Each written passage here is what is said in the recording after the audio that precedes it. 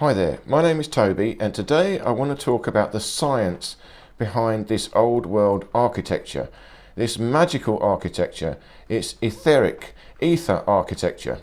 And this was built, I believe, with knowledge of the ether. They had a knowledge of the life force energy. Now, it's a real thing and there's a real science to it. And people know that now, they're talking about it, and they know it's to do with geometry because it's got all this complex geometry. Now this is a relatively simple church, but I wanted to show you these. I've got two churches today because of their simple design. And it's not so much the geometry, but the proportionality. That's the thing we've got to look at, is the proportionality. This thing will be built in particular proportions to do with the golden ratio. And you can see the spire at the top there, there's an antenna. That antenna is to collect the electrostatic energy, but also frequencies, various frequencies, and even etheric frequencies coming in.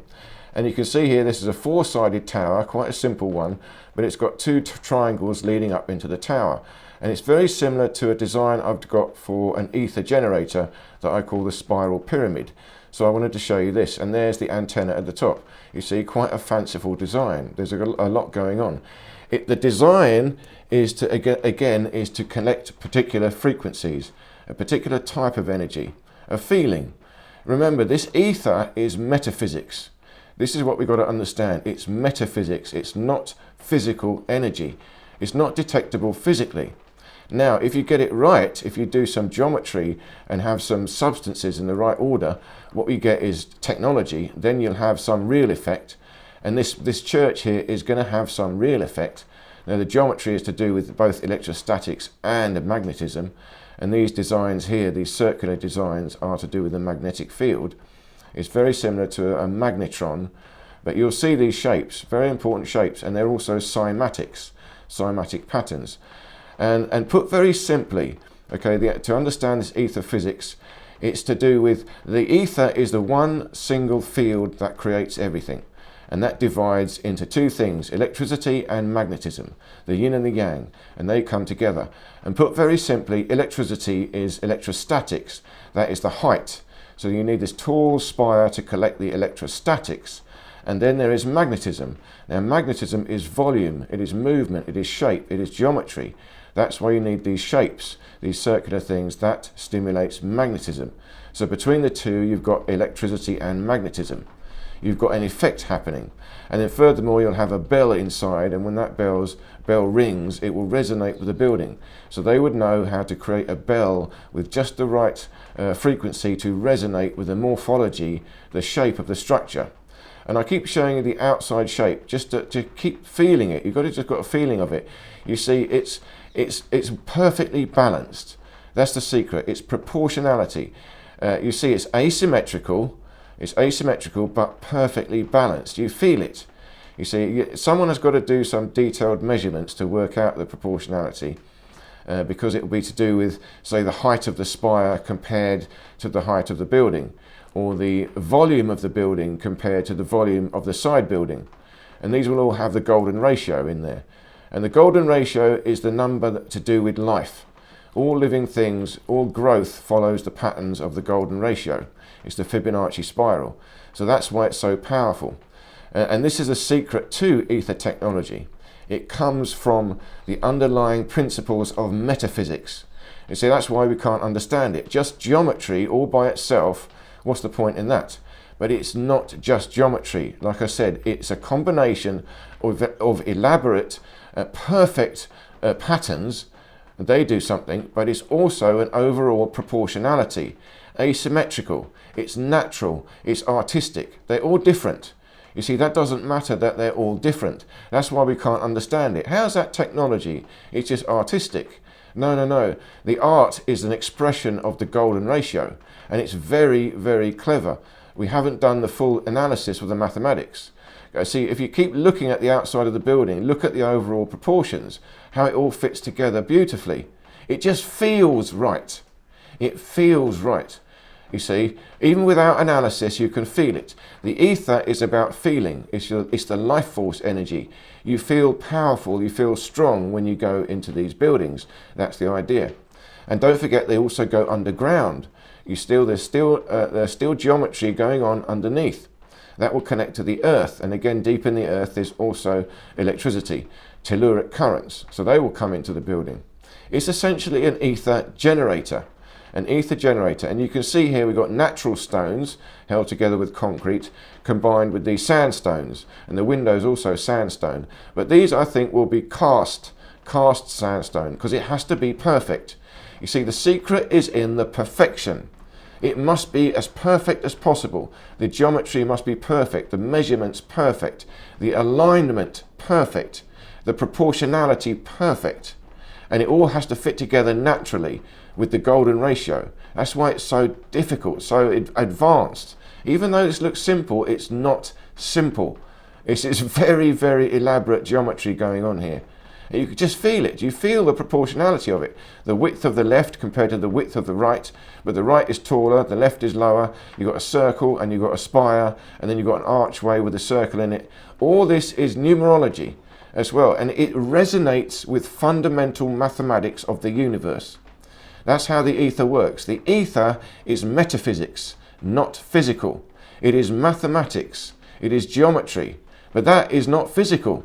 It's when you put this mathematics or geometry into something physical, then you have an effect. And we're doing it here in these buildings. It's being done, it's like it's being done for its own sake. It's not being done so much for electromagnetism. It's being done for the life force. But of course, it is also being done for electromagnetism, because that is the life force. It's all one and the same force. The ether is unity, balance, the single force that divides, that disturbs and becomes electromagnetism. But electromagnetism is simply a disturbance of the ether. It's still one and the same force. So here we're going back to the ether, creating geometry that will stimulate electricity and magnetism directly. Again, very hard for us to understand this, because where's the electricity? Where's the technology? We're not running a current into here. Well, you are. The current comes from the spire. It's designed to collect the lightning, electrostatics.